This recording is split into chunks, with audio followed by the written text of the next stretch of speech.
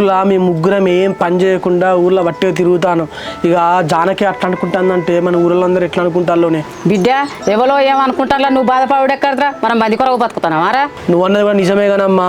ఈ ఎందుకే ఒకరితో మాట పడాలి, చిన్నదో పెద్దదో ఏదో ఒక జాబ్ చేద్దాం అనుకుంటాను నేను కూడా. బిడ్డ మంది ఎవరో అంటారా, నువ్వెందుకు చిన్న పుచ్చుకుంటానవరా? మంది కొరకు కాదు, మనం నువ్వు చేయబుద్ధి అయితే చేయి, లేకుంటే లేదు. ఏంది అమ్మా ఇన్ని రోజులు జాబ్ చేయి అన్నావు, మళ్ళీ ఇప్పుడు ఇట్లా మాట్లాడతాను? బిడ్డ నీకు జాబ్ చేయబుద్ధి అయినప్పుడే చెయ్యి, నువ్వు మంది కొరకు కాదురా, లోకం కాకులు గట్టినే అనుకుంటారు. ఏందే అమ్మా ఇట్లా మాట్లాడతాను? నువ్వేనా ఇది మాట్లాడేది?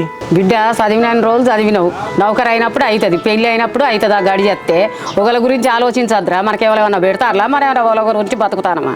అమ్మా నీ లెక్క అర్థం చేసుకునే తల్లుంటే నా లెక్క జాబులు లేకుండా ఉన్న ఎవరైనా సరే అస్సలే బాధపడరు.